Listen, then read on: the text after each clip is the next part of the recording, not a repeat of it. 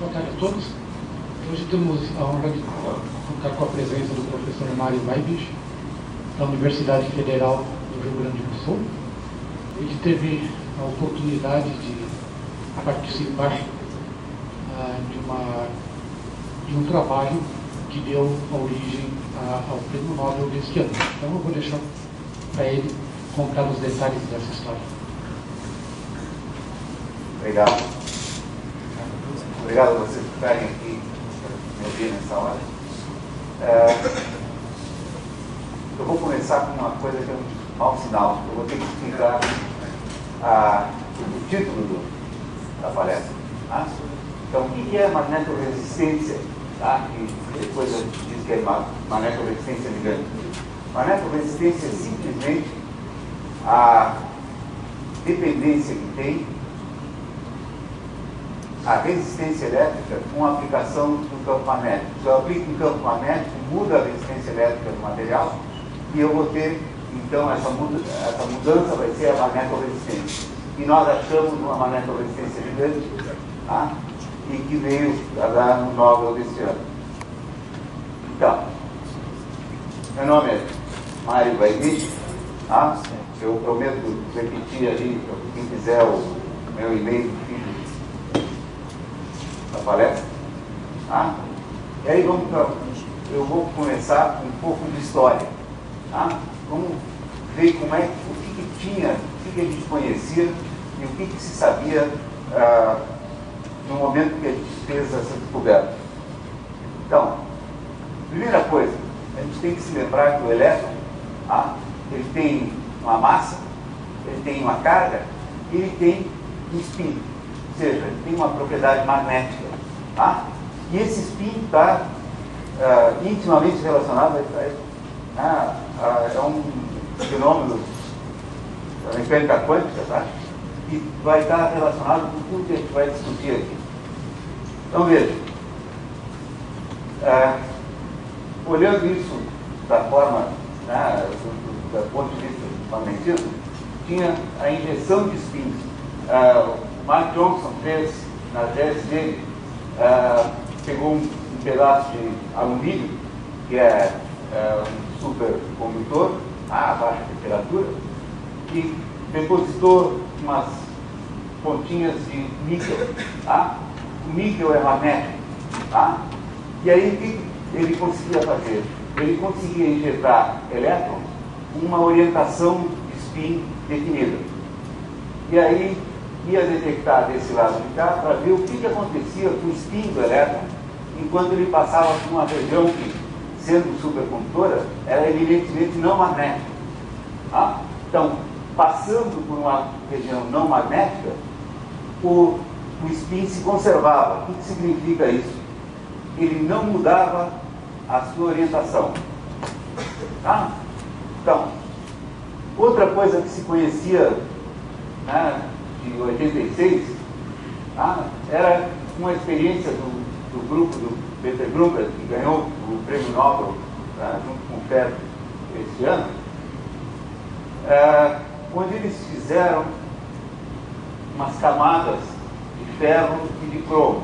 Tá? Então fizeram um sanduíche de ferro e cromo aqui no meio. Ordem de grandeza, tamanho a espessura disso aqui, da ordem de 1 nanômetro. 1 nanômetro é 1/1000 de milímetro. Tá? Cabem entre 3 a 4 átomos aqui, nessa camada do meio ali. As camadas de fora não são muito diferentes disso. Então, o que eles descobriram? Eles descobriram que o ferro, que é um ferro magnético, tá? Tinha todos os átomos, por exemplo, dessa camada de baixo aqui, todos os momentos magnéticos do ferro se orientavam na mesma direção e faziam um momento magnético bem grande aqui. A mesma coisa acontecia com a camada de ferro de cima, só que nessa camada de ferro de cima, uma em relação à outra, elas se orientavam antiparalelo, tá? Ou seja, um apontando para cada lado. Isso, o que quer dizer? Isso quer dizer que existe uma interação, uma conversa entre essa camada de baixo e aquela camada de cima através desse material que nessas espessuras também é considerado não magnético. E aí, bom, o que acontece se a gente aplica um campo externo, campo magnético externo? Bota um eletroímã e aplica um campo magnético. Eu posso fazer um campo bem grande, gordo aqui, suficiente para fazer com que as duas camadas vão se orientar na mesma direção. Isso aí é o que a gente chama de saturação. Aí entramos nós no grupo do FER na França, em 88. Tá? A gente trabalhava com multicamadas magnéticas. Então esses filmes, na verdade, eram sanduíches empilhados, certo? Então faziam uma camada ferromagnética, uma não magnética, ferromagnética, assim sucessivamente. A ideia disso era fazer com que a gente tivesse um comportamento, né, antiferromagnético. O que quer dizer antiferromagnético? Se orienta um para cada lado. Quando a gente tem um material ferromagnético e a gente faz uma experiência aplicando um campo elétrico, um campo magnético aqui, e vai ver qual é a resposta magnética do material, a gente vê que ele tem praticamente uma linha reta aqui, e aí satura muito rapidamente ali. Quando a gente tem um material antiferromagnético, tá? Um antiferromagnético vai ter uma curva desse tipo aqui. Nós vamos ver que a gente vai repetir essas curvas diversas vezes. Tá? Então, a gente fez com as multicamadas um modelinho onde tinha as camadas que estavam orientadas uma para um lado, outra para o outro. Tá? Eu boto um campo magnético qualquer e eu consigo fazer com que essas orientações saiam dali e vão se orientar de acordo com a orientação do campo magnético externo. E aí a gente acaba fazendo aqui só um pedaço do gráfico, a gente acaba obtendo com esse modelinho uma magnetização em função do campo que dá mais ou menos o que dá um antiferro, certo?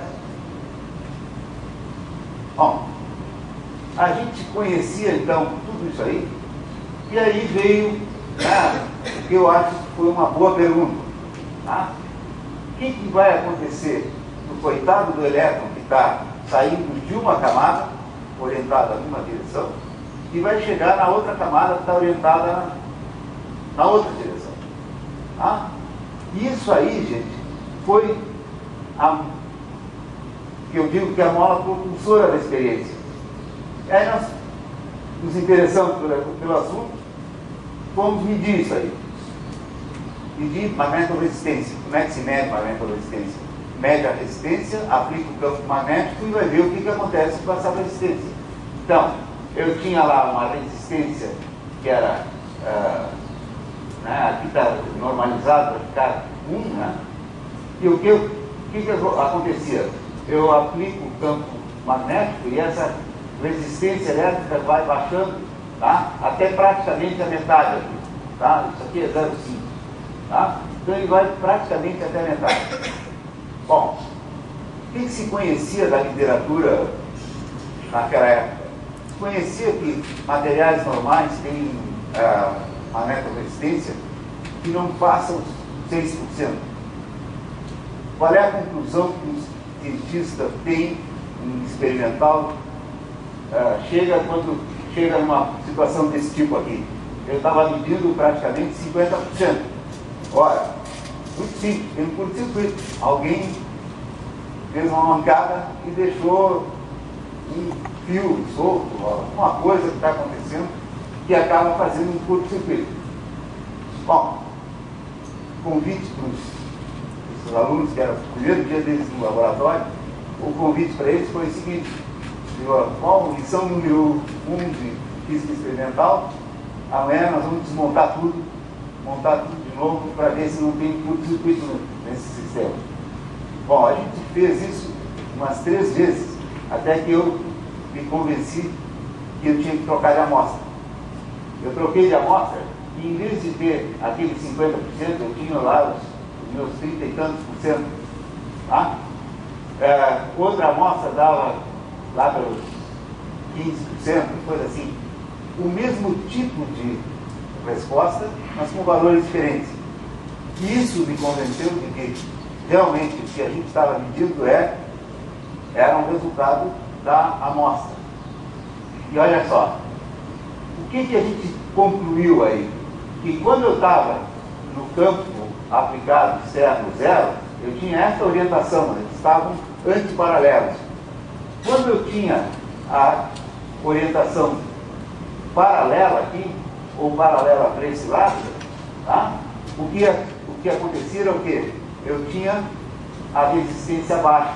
Ali eu tinha resistência alta com campo zero, resistência baixa com campo de saturação. Isso é que a gente chamou de magnetoresistência gigante. Tá? Já dá para desconfiar por quê, né? Era 5, 6%, medimos 50%, isso é gigante. A essência do que é magnetoresistência gigante. Tá? Sem o campo magnético, a resistência é alta. Tá? E quando eu tenho o campo magnético que orienta as coisas, eu tenho a resistência baixa. Isso equivale a dizer que eu tenho um curto-circuito dentro da amostra. Tá? Depois nós vamos ver o que é isso. Então vamos ver o mecanismo microscópico da magnetoresistência gigante. Como é que a gente entende isso? Eu vou representar aqui cada uma dessas trajetórias corresponde a um spin diferente. Spin do elétron pode ser spin para cima ou spin para baixo. Tá? Ele tem 2 opções para ser, ou para cima ou para baixo. Então, eu vou considerar que as correntes de spin para cima e de spin para baixo não querem saber uma da outra, não se misturam. Tá? Então, o que acontece? Eu pego uma, posso escolher qualquer uma. Vamos dizer que eu peguei a spin para cima aqui. Tá? Aí ele passa nessa interface, a orientação é a mesma, ele é pouco espalhada, ou seja, o número, a colisão que ele vai sofrer por causa da diferença magnética vai ser pequena aqui. Em compensação, quando ele chega lá na outra, vai ser grande. Para esse ficar com o spin para baixo, vai ser grande aqui e pequena lá. Na média, isso dá um valor razoável. Tá? É a média de todas as possíveis interações que tem ali. O que acontece nessa situação quando eu tenho as duas em paralelo aqui? Tá? As duas orientações paralelas. Se eu pegar o spin trocado, ele vai ser muito espalhado aqui e muito espalhado ali. Significa que a resistência desse canal de spin é muito grande. Mas acontece que eu tenho essa outra orientação de spin que está favorável aqui. Então, essa orientação de spin favorável significa que eu tenho pouco espalhamento aqui, pouco espalhamento ali, eu tenho o equivalente de um curto-circuito. Tá? Ele vai conduzir muito facilmente por esse canal aqui. Então, eu refiz o meu curto-circuito do sistema. Tá? Eu tenho, ao fazer a orientação paralela, eu estou fazendo um curto-circuito no meu sistema. Isso aí, gente, gerou um artigo, tá? Que na Physical Review Letters, que lá pelas tantas, o pessoal fez um levantamento, né, dos 10 mais, que eram, né, os 10 artigos mais citados da Physical Review Letters, e nós ficamos em sexto. Tá? Hoje em dia, para vocês terem uma ideia, hoje em dia tem mais de 3.500 citações. Tá? Isso é um monte de citação, ou seja, muita gente faz referência a esse artigo. Tá? Em boa parte é por isso que acabou levando o prêmio Nobel. Bom, vamos seguir adiante nas coisas que foram acontecendo. Então, a gente viu que com a espessura pequenininha, tá? Da ordem de 1 nanômetro, a gente tinha orientação antiparalela, ou seja, o comportamento de um antiferromagnético. Tá? Então aqui, ó, 8 angstroms, que é 0,8 nanômetros, tá?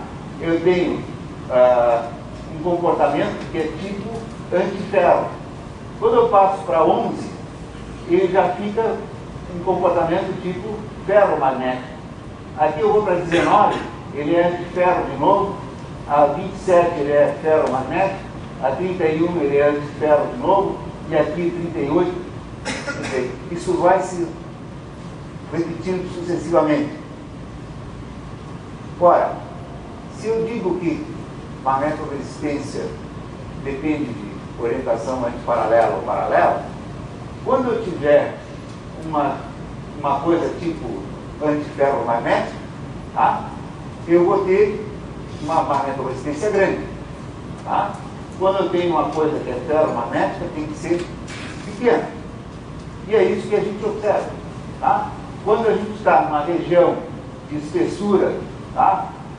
Espessura da camada do meio, tá? O separador ali, que é um material não magnético, tá? Eu vou ter magnetoresistência grande, aí depois fica pequena, depois magnetoresistência grande, depois pequena, depois grande, e assim eu vou. Certo? Isso ajuda a quê?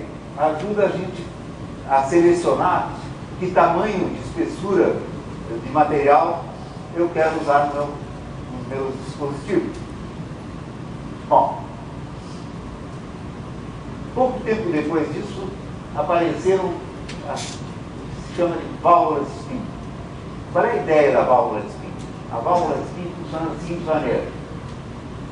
No sanduíche simples que a gente fazia antes, esse tamanho aqui da camada de ferro e aquele tamanho da camada de ferro eram iguais. Tá? Então, o momento magnético, o campo magnético que eu tinha que botar para poder fazer todos eles virarem era relativamente grande. Se eu fizer tamanhos diferentes de camada do mesmo material, ou então usar materiais diferentes aqui em cima e aqui embaixo, eu posso fazer com que essas duas camadas girem uma em relação à outra. Tá? A inversão depende da diferença de campo coercivo entre as duas camadas magnéticas. Grande vantagem, eu não sei o que é campo coercivo. Tá? Então vamos lá. Campo coercivo é o campo que eu preciso para anular a magnetização. Certo? Para que eu tenha a resposta magnética do material vá para zero. Tá certo? Então, cada material tem o seu campo coercivo característico para aquela espessura. Tá? Então, se eu colocar dois materiais com campos coercivos muito próximos, eu posso fazer a minha válvula de spin girar muito rapidamente. E é isso que eu estou querendo mostrar aqui. Tá? Olha aqui, ó. Se vocês olharem para cá, vocês têm um salto bem brusco. Tá? Se olharem essa região aqui, a gente tem ela ampliada ali. O que isso dá? Isso dá uma sensibilidade para o campo magnético que é muito grande. Sensibilidade para o campo magnético é tudo que a gente quer para fazer aplicações. Tá?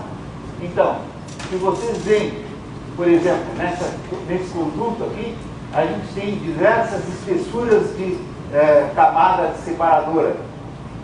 O que acontece? A parte de fora da curva dá resultados diferentes. Mas a parte interna da curva, tá? Onde ele faz o chaveamento, tá? Dá basicamente a mesma coisa. O que significa isso? Independente do tamanho do separador, eu consigo fazer uma válvula de spin que é sensível, né? Que tem uma sensibilidade tipicamente 4 a 6% por Hertz, que é um campo muito pequeno. Isso dá para fazer aplicações. Tá? Então, por exemplo, medir campos magnéticos. Isso, medir campo magnético dá para fazer uma porção de coisas. aqui faz uma fonte de Whitson, tá? Faz uma fonte de resistores aqui, esses aqui estão, servem de referência, estão cobertos por uma blindagem, e esses aqui estão expostos, tá? Isso tem comercial, tu compra, ele vem num tipo isso daqui, já vem marcado para a sensibilidade e tudo mais, tá? E ele é uma coisa arranjada com esses 4 resistores aqui que estão. Com isso, eu consigo uma sensibilidade que é muito elevada. O que quer dizer isso? Com pouco campo magnético aplicado, eu consigo mudar a resistência elétrica do meu material. Isso serve, tá, para fazer medidas, para ter sensibilidade, tá, para poder conseguir detectar campos magnéticos muito pequenos. Onde é que se usa campo magnético muito pequeno? Por exemplo, uma coisa que está sendo usada pela indústria automobilística, tá, é usar um conjunto desses sensores para botar na frente de uma engrenagem. Tá? Eu tenho um ímã, eu coloco o meu sensor aqui, e aí eu vou fazer uma perturbação por causa da ponta do dente da engrenagem, faz uma perturbação no campo magnético que está naquele local. Se eu tenho um sensor de magnetoresistência gigante, eu consigo detectar onde é que está a ponta da engrenagem. Se eu sei onde é que está a ponta da engrenagem, sei onde é que está a ponta da engrenagem do outro lado, eu consigo engatar uma na outra perfeitamente, sem precisar outras coisas tipo hidráulicas e coisas desse tipo. Outra coisa que dá para fazer é usar marcadores magnéticos. Marcadores magnéticos para quê? Para coisas biológicas. Então se fazem uma nanopartícula magnética que se combina facilmente com alguma coisa biológica que te interessa. O que acontece?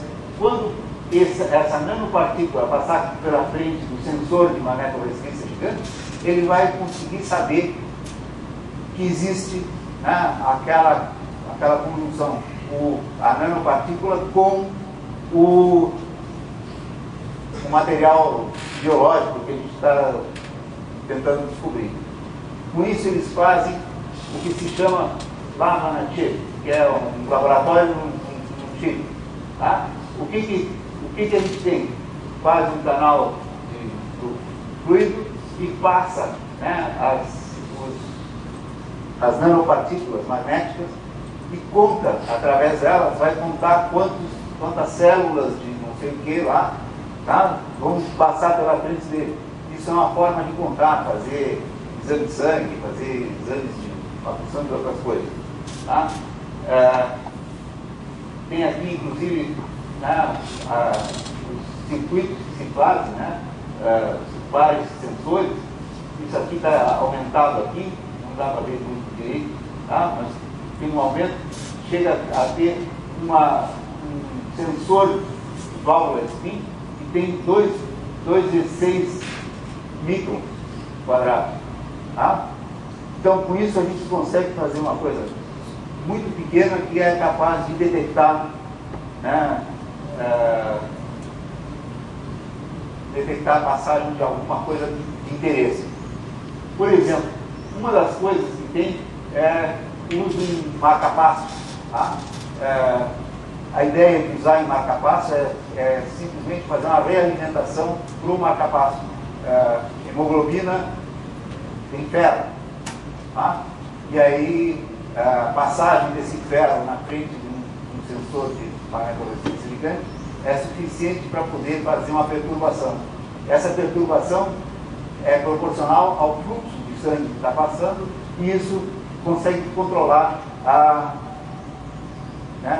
controla o funcionamento do coração. Mas a coisa principal de utilização, que é um negócio que vocês têm em casa, tem a filmadora que está nos filmando, tem um disco rígido de alta capacidade. Tá? Basicamente a história da gravação magnética. E é nisso que a magnetoresistência gigante acabou sendo aplicada e usada. Isso é o primeiro resultado de nanotecnologia com amplo sucesso comercial. Então, olha só. Como é que funciona a gravação magnética? A gravação magnética funciona de um modo bastante rudimentar, bem primitivo, tá? Para fazer a gravação em si. É um eletroímã. Tá? Então, bota o eletroímã e grava num pedaço da mídia uma magnetização numa direção ou noutra. O que acontece é que a gente precisa ler essa gravação. E para ler essa gravação, o que se usa hoje em dia é uma válvula de spin desse tipo. Tá? Então vamos ver melhor como é que funciona. Isso aqui vai, na verdade, isso aqui é a ponteira do leitor de disco rígido. Tá? Então ali naquela ponteira ali, essa ponteira está aqui desenhada, tem aqui a bobina, um eletroímã, está aí, certo? E aqui no meio, pequenininho, está o sensor de magnetoresistência gigante, que é capaz de ler pedaços muito pequenos de material magnetizado. Então, como é que funciona o negócio? Tem um filme antiferromagnético para prender uma camada aqui em cima, tem um separador de cobre, por exemplo, e um filme de permalói, que é uma liga de níquel-ferro, tá? Aqui embaixo. O que faz? Uma camada fica presa, tá certo? E a outra camada fica livre para andar para qualquer lugar. Quando passa orientação nesse sentido, ela fica assim. Quando passa para o outro lado, ela vai para lá. O que eu vou detectar? Eu vou detectar qual é a resistência elétrica desse sistema. Se ele estiver assim, a resistência é alta. Se ele estiver assim, a resistência é baixa. E eu consigo reproduzir os zeros e um. Né? Isso dá para fazer disco rígido de alta capacidade, que tem aos montes por aí. Tá? Esses 160 GB, tá? Para ter uma ideia, tá? É o que tem no iPod Classic. Tá? Dá para comprar 160 GB num iPod Classic, que é um negócio que cabe na palma da mão. Só para a gente dar umas boas risadas, tá? Isso aqui é um anúncio do início dos anos 80. Tá? Então isso aqui era um disco rígido que estava sendo vendido por um preço que deveria ser barato, estavam botando o preço no anúncio. Tá? $3.398 para 10 MB. Se a gente fizer a conta, aqueles 160 GB do iPod Classic custaria a bagatela de $54.400.000. Tá? Se a gente fosse usar a mesma tecnologia. Tá certo? Só para mostrar para vocês que eles não estavam com preço muito fora, esse aqui era um que alguns dos mais antigos aqui, que nem eu, tá? Vão se lembrar dos discos rígidos que a gente tinha, panelão desse tamanho, tá? Aí a gente chegava e instalava aquele disco no leitor de disco rígido. Tá? E esse leitor tinha 10 MB, né? Um negócio daquele tinha 8, 10 MB por aí. Tá? E custava $3.495. Tá? Né? Esse masterisco bem aqui pequenininho, né? Remanufaturado. O novo saía $4.495. Tá? Bom, o que isso promoveu, gente? Promoveu que se a gente fizer um gráfico logarítmico aqui, tá? Contra o ano da capacidade de disco rígido, a gente vê que quando começa a usar magnetoresistência, ele muda a reta que estava aqui, mais ou menos reta, tá? Ele muda a inclinação, e aí quando entra a magnetoresistência gigante, ele muda de novo a inclinação. Tá? E isso tem se mantido. Isso, comparado com a lei de Moore, é aquela lei do crescimento dos processadores, né? Que é uma lei logarítmica, tá?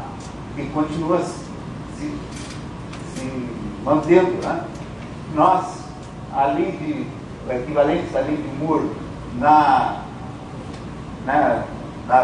armazenamento de dados magnéticos, fica, né? Bota o outro no chinelo rapidamente. Bom, aí começam as histórias de coisas que se fazem para poder tentar conseguir mais sensibilidade ainda. Então, uma das coisas é o seguinte: se eu botar a corrente elétrica paralela aos planos aqueles do sanduíche, o que vai acontecer? Os elétrons que estão andando por aqui, eles vão visitar, hora uma, hora outra, camadas. Mas não obrigatoriamente, eles não precisam passar por todas as camadas. Então, isso aqui significa que eu tenho uma fração da magnetoresistência que eu podia ter. Se eu colocar a corrente perpendicular aos planos daquelas minhas camadas, eu forço todos os elétrons a passar por todas as camadas, ou seja, passa por todas as interfaces, e eu tenho uma magnetoresistência da ordem de 10 vezes maior. Então aí tem uma porção de tentativas em fazer, por exemplo, furos em policarbonato para crescer nanofios, né, de multicamadas que vão ter uma sensibilidade muito maior do que as camadas originais. Para manter coisas de camadas, por exemplo, alguns substratos que a gente consegue, que são em forma de zigue-zague, tá? Então a gente tem condução fazendo ângulo para as camadas, ou condução fazendo um zigue-zague aqui, tá? Feito para poder fazer a condução perpendicular. Outra coisa que a gente descobriu no meio do caminho. O que a gente tinha dito? O elétron, quando está numa parte não magnética, ele não esquece a sua orientação. Se ele não esquece a orientação, então eu não preciso ter camadas perfeitas para poder fazer a magnetoresistência gigante. E aí? Eu posso pensar em granulares. Eu peguei só uma fatia aqui, tá? Tirei uma fatia de um granular que eu montei. Então, esse aqui tem essa orientação aqui, o elétron que sai daqui vai sair com essa orientação, e ele vai chegar nesse aqui, que tem orientação, bom, não está bem antiparalela, mas está fazendo um certo ângulo, eu vou fazendo a média sobre tudo isso aqui, eu acabo tendo resultado de magnetoresistência similar àquela que eu tinha para magnetoresistência gigante de multicamadas. Qual é a vantagem que tem nisso? Acontece que esse tipo de granular pode ser feito por um método que é o melt-spinning, tá? Que funde uma liga, tá? E ejeta ela em cima de uma roda. Essa roda está girando a velocidade da ordem de 60 km por hora, e eu saio aqui com uma fita. Tá? Então, em vez de fazer um filme, depositando o filme camada por camada, para ter espessuras muito controladas, não sei o quê, eu tenho um processo metalúrgico onde eu faço uma fita que pode ter quilômetros. Tá? Então, isso aí baratearia a produção desse tipo de coisa enormemente. A questão é que a gente tem que enfrentar o superparamagnetismo. O que é isso? Cada grão daqueles funciona como um momento magnético de um átomo, de um superátomo. Se eles estão orientados aleatoriamente, o campo que eu tenho que botar para fazer com que todos se alinhem é um campo, em princípio, infinito. Então, ele está à pica de saturação, mas continuar, ele vai continuar indo, e ele realmente quase não satura. E isso faz com que a gente tenha magnetoresistência, tá? Que não são tão grandes quanto as magnetoresistências de multicamada. Tá? Essa aqui em particular eu teria uma bem ruimzinha, coitado. Tá? Mas se conseguem valores de magnetoresistência por volta dos 25, 30%. Tá? A vantagem é que se produz isso né, em grande quantidade. Outra coisa que acontece, e isso é uma novidade nossa, né, é uma coisa que se chama de decomposição espinodal. Que raio de coisa é essa decomposição espinodal? Em alguns materiais acontece essa decomposição, ou seja, segregação do material, de tal maneira que ele tem uma oscilação da composição dentro dele. Então, essas faixas claras e escuras correspondem a, nesse caso aqui é cobalto 10%, a quantidade de cobalto, mais cobalto, menos cobalto, vai me dar faixas claras e escuras. Tá? A magnetoresistência de um sistema daquele tipo, tá, é muito parecida com a magnetoresistência que eu mostrei para vocês para um granular. Por quê? Vou dever essa para vocês. Tá? Mas é o que a gente tem no momento. Tá? Então, na esteira desse negócio de ter magnetoresistência grande, tá? Começaram a aparecer, ressurgir alguns dos materiais com magnetoresistência grande. Tá? Então, manganitas, isso é um negócio que se conhece desde os anos 50. Tá? O que são? São óxidos com manganês. Tá? E isso aí faz uma festa, dependendo das proporções que a gente usa, a gente consegue materiais que são ferromagnéticos, antiferromagnéticos, ferro e magnético, que né, não tem a compensação total. É uma festa. Tá? Realmente tem muita coisa. Se a gente mede uma manganita dessa, a gente vê uma coisa muito parecida com o que vê na magnetoresistência gigante. Por que isso acontece? Na verdade, a gente explica essa magnetoresistência através da existência dos planos de manganês. Eu tenho uma estrutura cristalina, tá? Onde eu tenho planos de manganês que estão orientados numa direção ou noutra. Quando eu tenho orientação antiparalela, adivinha, né? Antiparalela eu tenho resistência alta, quando estão paralelos eu tenho resistência baixa. Isso é o que se chama de magnetoresistência colossal. Na verdade, o que está acontecendo é que, se vocês olharem isso aqui é a resistência sem campo aplicado. Tá? Então, essa região aqui, tá? A partir de uma determinada temperatura, tem uma região que é isolante. Tá?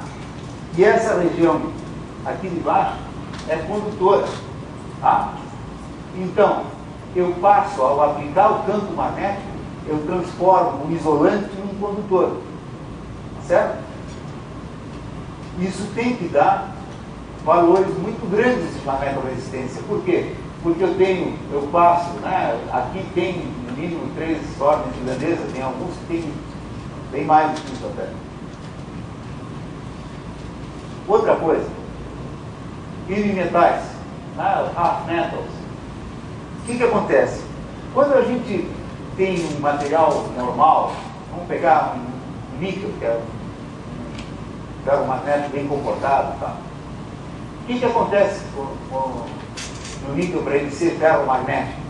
A gente diz que tem a banda de spin para baixo e a banda de spin para cima, são deslocadas uma da outra, de tal maneira que eu tenho mais elétrons de spin para cima do que elétrons de spin para baixo.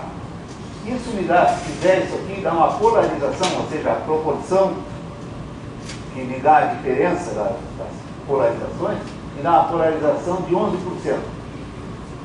Mas tem alguns materiais, né, como por exemplo essa manganita aqui, tá, que tem a a densidade de estado é tal que só cabe elétron de spin para cima, por exemplo. O de spin para baixo está lá dentro, está muito longe em energia. Então eu não consigo fazer isso aqui tem uma polarização de 100%, né? Quando eu quero fazer transporte eletrônico para elétrons de spin para cima ou spin para baixo, tem uma corrente de spin que não passa de jeito nenhum, tá certo? Porque eu tenho a polarização 100%. Isso é teoria, né? Na prática nunca se consegue 100%, porque a gente tem uma probabilidade não nula de fazer as coisas andarem. Magnetoresistência túnel. O que é isso? Isso também se conhecia nos anos 70, 75. Tunelamento quântico era um negócio que se conhecia de muito antes. O que é tunelamento quântico? Se eu tenho uma barreira isolante, eu venho com um elétron de um lado da barreira, né? Classicamente esse elétron não vai passar na barreira de jeito nenhum, certo? Quanticamente existe uma possibilidade, uma probabilidade não nula do elétron passar por dentro da barreira. E ele passa pela barreira e vai aparecer do outro lado. Isso é usado em tudo que é transistor. Tá? Não existiria transistor se não tivesse tunelamento quântico. O que se descobriu em 75? Que, ora, se eu botar um lado deles, sendo um ferromagnético e do outro lado bota um outro ferromagnético, depende da orientação. Se eu tiver orientação paralela, a probabilidade do elétron passar é maior do que se eu tiver orientação antiparalela. Tá? Então eu tenho uma magnetoresistência túnel. Tá? Isso dá uma curva muito parecida com uma válvula de spin, né? E a gente usa esse pedaço aqui de dentro. Isso só para mostrar para vocês coisas que se fazem em Porto Alegre e Santa Maria. Tá? Então, amostras onde a gente controla através do campo elétrico aplicado, a gente consegue controlar o tipo de magnetoresistência, passa de negativa para positiva ou positiva para negativa. Bom, agora nós vamos voltar realmente bastante no tempo. Os primeiros computadores funcionavam com uma memória que era uma memória de análise. Tá? Memória RAM, memória de acesso rápido e tal, é uma memória de análise. Como é que faz para fazer uma memória? Quando eu faço uma corrente aqui, eu magnetizo esse meu material ali. Ao magnetizar isso aqui, ele vai ficar ali. E essa era a grande vantagem sobre os computadores de hoje em dia, que esses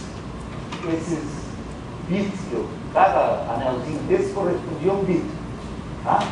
Então, esse bit, se eu desligasse a corrente, ele continuava magnetizado no mesmo lugar, tá? Na mesma direção. O que significa? Amanhã, quando eu ligo o computador, o bit está lá, está gravado exatamente na posição que estava. Como é que se faz para fazer uma coisa aqui? Tem 16 bits, quase 16 anéisinhos desses. Aí os caras faziam redezinho desse tipo, né? Contratavam costureiras para fazer essas redes de coisas. O que a gente está fazendo agora é uma volta ao passado. Vejam só, se eu tenho um sensor de magnetoresistência grande, e eu botar um domínio qualquer, um pedaço de material magnético, tá? Pequenininho, tá? Se ele estiver orientado nessa direção ou naquela direção, o sensor aqui de baixo vai ficar sabendo. Verdade? Qual é a vantagem desse tipo de coisa? Se eu não mandar o domínio trocar a sua magnetização, ele não vai trocar a magnetização, ele vai ficar com aquela magnetização para aquele lado o tempo todo.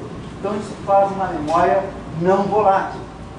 E é isso que o pessoal está fazendo.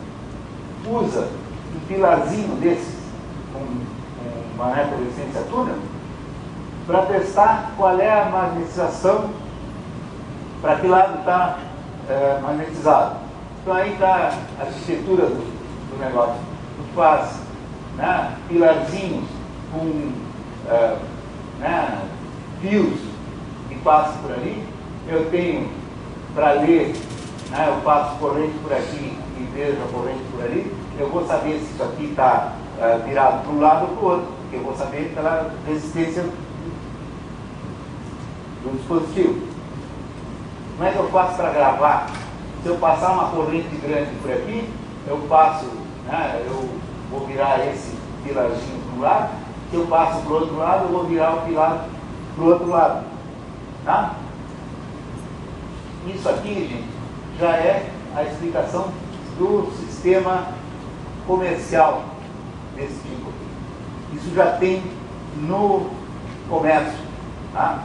Não dá para ir na esquina comprar, mas para aplicações bélicas e aplicações industriais, etc., tá? Já tem coisas usando esse tipo de coisa, né? Um pouco de eletrônica junto. Tá? Então aí vem a forma de funcionar, e eles são bonzinhos e dizem quais são os separadores. Tá? É lutênio, um óxido de alumínio. Tá? Só que as partes magnéticas eles não falam o que é. Cada firma deve ter sua fórmula secreta, né, para ver o tamanho de coisas. Tem isso aqui.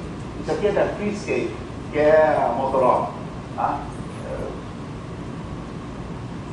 Bom, essas memórias magnéticas são chamadas de MRAM. Tá? Ninguém vê nada em tabela. Tá? Eu vou dizer para vocês, tá? Que se vocês olharem as propriedades da MRAM comparadas com as outras memórias que tem no mercado, a gente ganha na memória magnética, a gente ganha em velocidade, a gente ganha porque é não volátil, né? O gasto de energia é menor, tá? Significa que vai esquentar menos, tem uma série de vantagens. Tá? E isso aí é propaganda deles. Vocês vejam que eles estão, por enquanto, comercializando 4 mega. Né? Então isso aqui está sendo usado para coisas muito específicas. Né? E aí tem um gráficozinho para mostrar o preço por mega em função do tempo de ciclagem. Né? E o MRAM está com vantagem em relação aos outros. Isso aqui não deu para ver, isso é uma foto do trançado esse que faz. Tá? E eles, isso aqui é uma bolacha mais ou menos desse tamanho, onde eles fazem, depositam cada quadradinho desses é uma memória dessa. Tá? Bom, para vocês terem uma ideia, quem são os que estão fabricando esse tipo de coisa, tá? Tem alguns nomes bastante conhecidos aí. Tá? Então tem a Fisker, que é a Motorola, Infineon, que é Philips, com DN, não sei assim, Honeywell, conhecida, Intel, Samsung, Renesas, que é Hitachi, mais Fujitsu, não tenho certeza. Gente, isso aqui, tá, já é o que a gente chama de spintrônica. O que é spintrônica? É a conjunção do magnetismo com a eletrônica. Isso aqui, tá, seria a magnetoeletrônica, tá? E o pessoal resolveu trocar, né, botar spin em vez do elétron. Tá? Por quê? Na eletrônica convencional, o que a gente faz é usar a carga do elétron. Tá? O que funciona na eletrônica convencional é a carga do elétron. Na spintrônica, a gente está funcionando com a carga do elétron e o spin do elétron. Tá? Isso já deu até capa da Scientific American, Tá?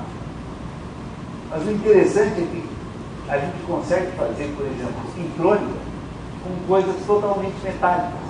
Vejam só, se a gente tem orientação paralela aqui, tá? O que vai acontecer? Uma corrente que venha por aqui, a resistência é baixa, ela vai passar por aqui e vai fazer esse percurso. Se eu inverter ali a direção de ficar anti-paralelo, o que vai acontecer? Eu vou ter a dificuldade de passar para lá, eu vou passar a corrente por aqui. Isso é uma porta lógica. Tá? Então, isso aqui é uma porta lógica feita toda ela com metal. Não tem semicondutor na história. Por que isso é importante? Porque a gente pode fazer coisas que são muito resistentes à radiação. Tá? Então, radiação é um negócio que prejudica semicondutores e não influi tanto nos metais. Tanto é assim que o pessoal se pôs a fazer, isso aqui é um negócio, saiu uma parte de uma memória totalmente metálica. Todas as funções, tá? As funções de uma RAM feitas por componentes metálicos. Bom, aí vem todos os híbridos, né? Misturam metal com semicondutor. Tá? Provavelmente é o que vai ter mais sucesso, né? Pelo menos mais imediato. Faz um gás bidimensional de elétron que tem os contatos metálicos ali e vai explorar esse tipo de coisa, né? Faz a base do transistor, tá? A base do transistor é uma multicamada ou uma válvula spin, tá? Com semicondutores, puramente semicondutores, tá? Conseguir fazer, né, passar de um semicondutor para outro, tem uma função semicondutor aqui. Eu consegui fazer passar a informação desse spin de tal maneira que eu tenha coerência, tá? É um negócio que cada vez mais se torna importante. Então tem coisas feitas aí, publicadas, o Carlos Vélez, de São Carlos, tá? Publicou coisas, por exemplo, transistores do efeito de campo, tem toda a história de semicondutores magnéticos. Semicondutores magnéticos, até pouco tempo atrás, eram semicondutores que funcionavam, que eram magnéticos a baixa temperatura. Então toda a história é conseguir semicondutores a temperatura ambiente. E aí já tem, né, diversos relatos, diversas coisas feitas com semicondutores a temperatura ambiente. Bom, vocês podem imaginar que, né, a gente tem toda a história da busca de materiais com uma resistência grande. Tá? Ou outro efeito, né? Não precisa ser resistência, pode ser qualquer outra coisa que mude com o campo magnético. Tá? Então, aqui, por exemplo, filmes de bismuto tem uma resistência, foi a reinvenção do filme de bismuto. Tá? Fizeram um filme, tá? de bismuto. Então, ele monocristalino ou policristalino, ele tem valores de resistência que são enormes. Tem efeito Hall gigante, tá? Que aparece nos granulares. Tem até um cálculo, tá? Que mostra que o DNA tem resistência gigante. Se alguém souber como é que faz os contatos para poder medir a resistência do DNA, a gente tem um método muito bom para fazer o sequenciamento do DNA. Meu problema ainda é onde é que eu boto os contatos. Fora isso, né? Uma outra coisa interessante, quando a gente fala em injeção de spin, tá? Tem coisas anteriores, nós já vimos essa coisa de injeção de spin em supercondutores, mas tem uma coisa que foi independentemente pelo Lucas G. do Sanchez, que é o seguinte: se eu tenho uma corrente de spin, essa corrente de spin é um momento magnético que vai entrar numa região onde ele tem uma orientação que não é bem a orientação dele. O que vai acontecer? Então ele entrou, o spin entrou aqui, tá? E a orientação magnética da região está para cá. O que vai acontecer? Eu tenho dois momentos magnéticos, eles vão interagir, tá certo? Eu vou ter um torque, tá? Eu vou torcer, eu tenho, dependendo da densidade de corrente que eu tenho, eu vou conseguir fazer com que a região mude a sua orientação. E aí, isso leva à reversão da magnetização por corrente. Tá? Então, uma região está orientada numa direção, eu jogo corrente com spin determinado e eu faço ela virar a magnetização. Isso a gente vê, né, em transições desse tipo. Tá? Deixa eu ver uma mais fácil. A gente vê, olha aqui, ó, eu venho por aqui, tá? E aí chega nesse ponto que tem densidade de corrente suficientemente grande, pimba, vai para cá. Eu faço a volta por aqui, ele chega de novo nessa outra direção e vai fazer a inversão. Por que isso é importante? Aí tem uma série de exemplos. Por que isso é importante? Porque a gente pode imaginar, tá, que inverter a magnetização de uma região pode ser o que a gente faz para gravar dados, certo? Então veja, isso aqui é o resultado do meu laboratório, tá? A gente ainda está com valores muito pequenos, o salto é muito pequeno ainda, tá? Porque ele está usando filmes muito grossos, na realidade. Tá? Então tem, né, os saltos todos. O que isso levou? Isso levou a fazer racecraft memory. Tá? Isso aqui é o Stuart Parkin que inventou. Ele aparece bem sorridente aqui, não deve estar muito sorridente esse autor do campeonato, porque ele achava que ia ganhar o prêmio Nobel junto, não levou. Tá? Mas enfim, ele inventou essa memória. Ele injetando corrente aqui, ele consegue fazer inversão da magnetização. Ele injetando corrente, ele consegue fazer também com que esses domínios que ele inverteu de um lado para o outro venham passar aqui na frente de um sensor de magnetoresistência gigante, por exemplo. Tá? E aí, passa a ter um armazenamento de dados, tá? Uma densidade similar à densidade do disco rígido, tá? Só que não tem partes móveis, certo? A IBM acredita tanto nessa história que eles venderam simplesmente, a IBM inventou o disco rígido, tá? Eles venderam toda a fabricação de discos rígidos deles, com todos os laboratórios, os funcionários, tudo mais. Deixou de ser IBM, passou a ser Hitachi. Tá? Eles apostam nesse tipo de memória. Outra coisa interessante, Morpher. O que é Morpher? É material, olha aqui, ó. Se em vez de botar uma naqueles trançados que tem ali, em vez de botar uma linha só, botar 3, eu consigo mudar à vontade essas orientações, de tal maneira que eu consiga transformar, dependendo do A e B, né, eu posso fazer uma porta AND ou uma porta OR. O que significa isso? Eu estou mudando o meu hardware através do software. Tá certo?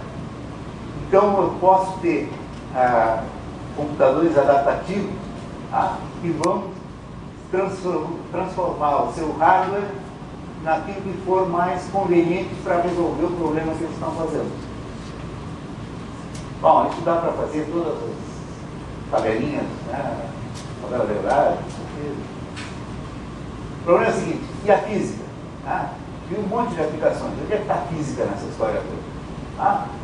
Física tem uma lista. Então, assim, ó. Bom, primeira coisa, espalhamento independente de spin, que é a coisa mais básica da vida aqui. Todo problema de nanocontato.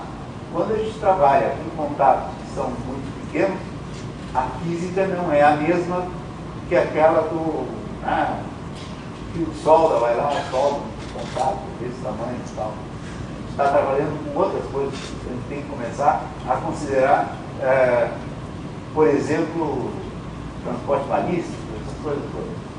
Tem essa história de injeção de spins em semicondutores, tem o problema da reversão da magnetização por corrente, tem um capítulo inteiro de novos materiais, tem o fato de que a gente tem, ao diminuir as dimensões, não só a gente não está só diminuindo a dimensão, a gente está reduzindo a dimensionalidade, porque a gente tem coisas em dimensões reduzidas sim.